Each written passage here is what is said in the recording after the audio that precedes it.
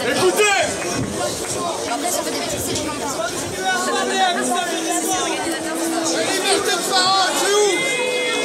Ouais, t'inquiète. Ça sera que de la séance. Il n'y aura pas de politique. Bonjour à tous. Merci de me donner la parole. Et je suis très honoré de parler devant une assemblée aussi motivée et déterminée. Bravo à vous.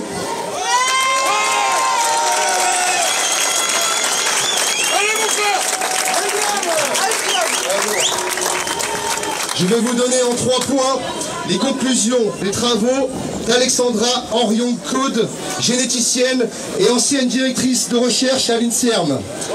Ces résultats d'études sur le SARS-CoV-2 ont fait l'objet de la publication d'un article par un membre du CNRS au sein même du journal du CNRS. Premier point. Je rappelle que les coronavirus sont des virus qui se répliquent chez les animaux et ne peuvent être transmis à l'homme que très rarement. Écoutez bien maintenant. L'insertion de la séquence clivable par la furine, c'est-à-dire reconnue par les cellules humaines dans le virus SARS-CoV-2, situé entre la protéine S1 et S2, qui sont des cellules membranaires situées à la porte du virus, est d'origine non naturelle.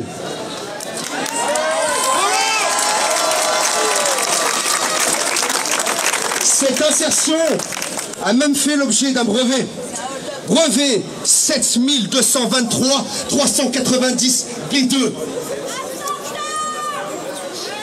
À noter qu'il n'existe aucune possibilité de breveter quoi que ce soit de naturel et de non modifié par l'homme. Donc, de porter la séquence qu'on clive à la furine dans une protéine membranaire virale, procédé d'ailleurs applicable à d'autres virus, et protégé par ce brevet 7223-390 B2. Je donnerai mon texte. Deuxième point.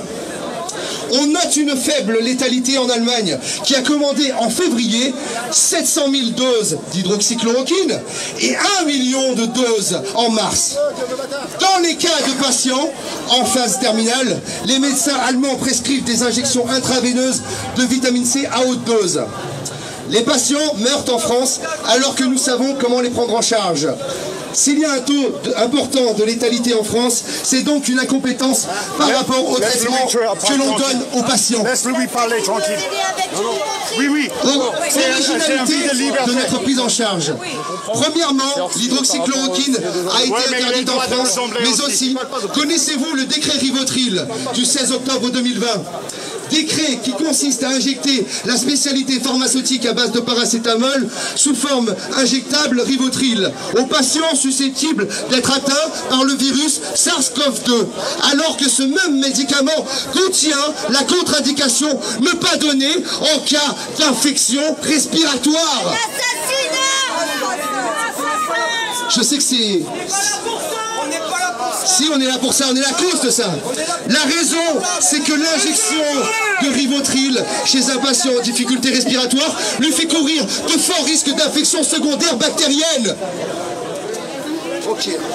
Des échantillons de poumons de morts de la grippe espagnole dans l'épidémie de 1957 et 1968 ont été récemment examinés à l'aide de nos moyens technologiques actuels. Ces analyses, attends 2 secondes s'il te plaît, ces analyses déterminent que la plupart de ces personnes sont mortes de bactéries après l'infection par le virus. Malgré ces résultats et nos nouvelles connaissances en médecine, on nous impose le port du masque qui favorise l'émergence de bactéries en formant un nid à microbes juste devant notre nez.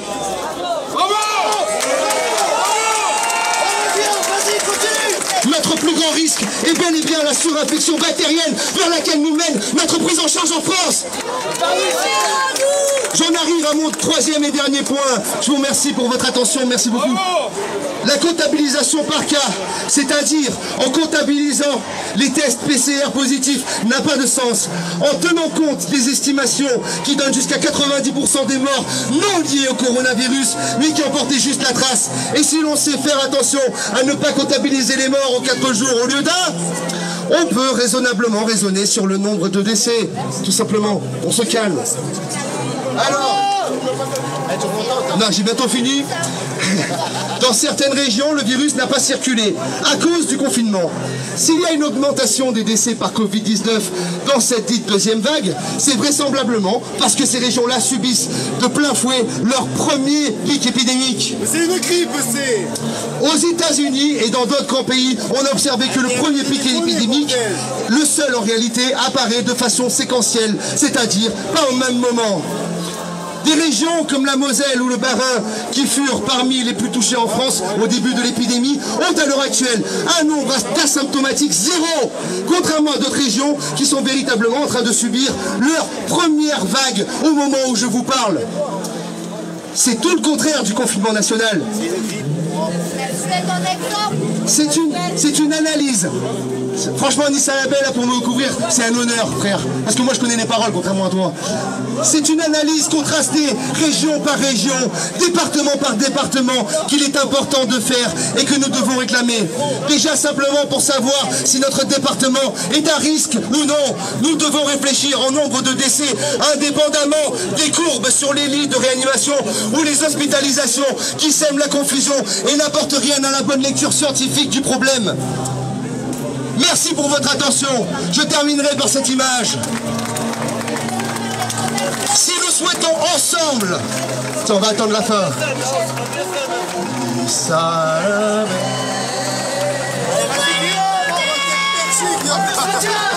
J'ai juste une image pour terminer.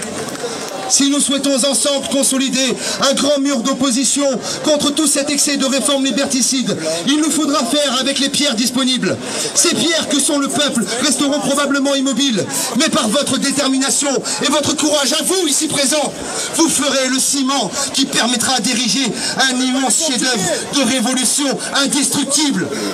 Viva Nissa Abea et vive la France éternelle!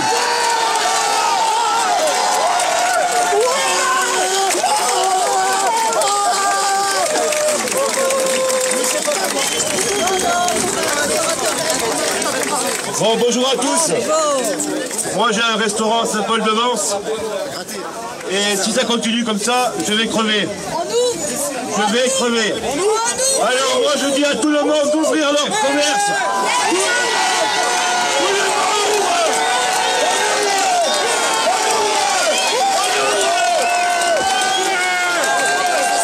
J'ai le frisson moi.